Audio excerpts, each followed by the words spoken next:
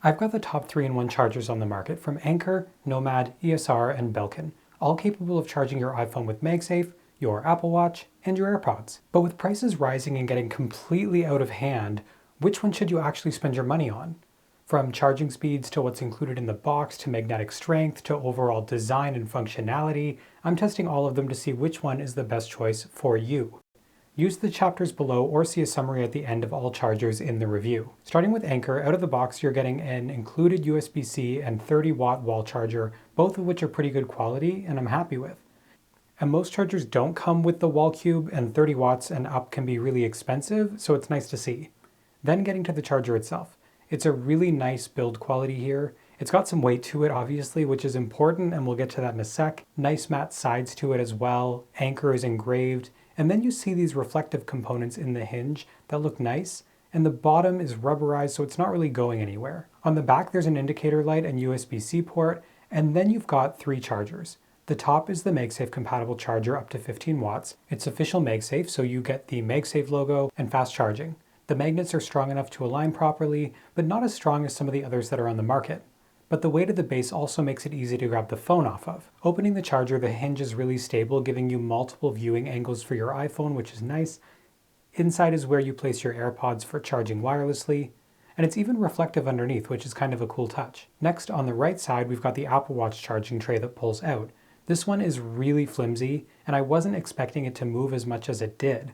It doesn't match the same quality as the rest of the device, but it does fast charge your Apple Watch, making it functional. I've also noticed at times it doesn't like to go back into the base, and I had to use it a few times to get it to stay. This is also one of the most complained about parts of the charger on Amazon and other places that I noticed as well. So it's clearly not just me who's thinking this. Others are finding that Apple Watch tray a little more flimsy than they're expecting. But I think that is a testament to the quality of the rest of the device, because it's so good that you can really tell how bad the Apple Watch tray really is. And after using this for a couple of weeks, I can say a few points. Number one, the overall device feels too compact for my use. I don't like how low my phone sits to the ground, and I actually wish it was a little more elevated. 2, the MagSafe magnets are not the strongest on the market.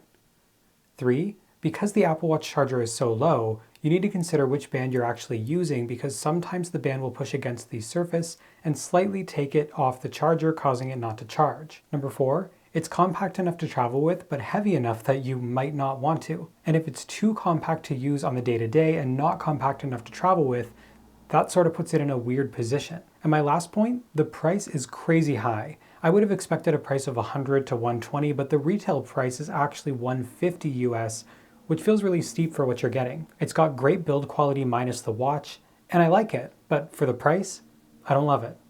Nomad recently released the new 3-in-1 Stand 1 Max, following a similar design from the Stand 1 with a mix of aluminum in the base and then the glass on the front. It's definitely the most premium by a landslide, and there's no denying that. Also, it's the heaviest on the market. On the front, you've got a 15-watt Apple certified MagSafe charger, then attached to the side is the Apple Watch charger. Then in the base, there's an AirPods charger. All in all, I love the look and the functionality of this charger, but one thing I noticed almost immediately is that if you're charging your Apple Watch, you can't put your phone into standby mode. Now this is a disappointment for me, because this is a primary reason to choose a stand versus the typical 3-in-1 Base 1 Max that lays flat, and it seems like kind of an oversight. I reached out to Nomad to ask them why this was, and they confirmed the Stand 1 Max was in development well before standby was even announced. And aside from that, I like the angle of the charger and the build quality. It's definitely too heavy for travel, but I mean, you know that before buying, unlike the Anker one. The MagSafe charger is the strongest on the market, and the heavy base makes it easy to attach and detach. In the box, you're only getting the base and USB-C, but not a wall cube, which adds to the price of an already expensive $180 US stand. You know, I still use this thing and I use Nomad's products all over my house, but you know, for the price, definitely a tough sell for some people. This is the ESR 3-in-1 charger with Cryo Boost, offering a more traditional design than others on the market. Made from a plastic, it also includes an Apple certified MagSafe charger for 15-watt charging, but this one also includes a fan built in that automatically comes on when you connect your phone. This will stop your phone from heating up while it charges and make it charge consistently at that 15 watts throughout the whole charge. So on a normal charger, when your phone heats up, it automatically lowers the charging speeds to reduce overheating, meaning in theory, other chargers would charge slower. We also have an Apple Watch charger with 5-watt charging and an AirPods charger.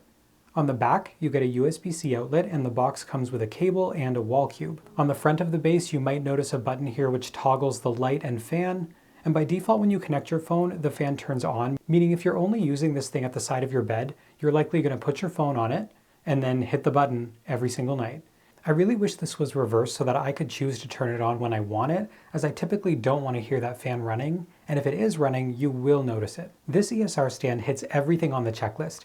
Apple certified MagSafe and Apple Watch chargers, works with standby, fastest charging possible, and that's likely why it comes in at this hefty price. But I still feel like the build quality isn't quite what I would expect from a charger at this price point. Belkin was one of the first 3-in-1 MagSafe chargers I used, coming with a unique circular design that was then copied around AliExpress, coming with a matte finish on the base and a hidden AirPods charger in the base as well. It also has built-in MagSafe charging for your iPhone and an Apple Watch charger capable of fast charging. In the box, it's also going to come with a wall outlet built into the cord, so no need to supply your own charger.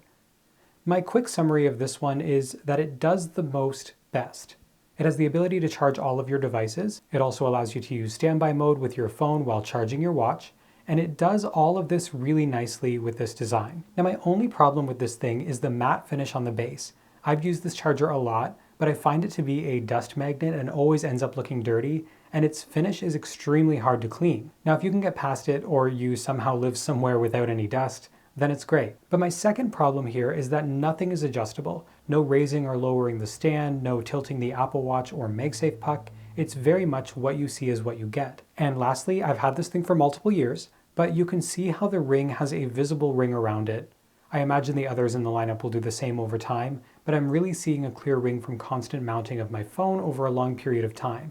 But again, it's only because I've used this thing way too much. This one's also really expensive at 200 Canadian or 150 US, but remember it also includes the wall cube, so you're not spending that extra $20 or maybe even $30 for that wall cube. Comparing all of these chargers in terms of magnetic strength, they're very similar, but to give a rating, Nomad gets first place for strongest, tied with ESR. Belkin gets second place, but is still strong enough to lift the base. And then Anker gets third place with the weakest strength. In terms of charging speeds, they are all capable of the same 15-watt charging, making them identical.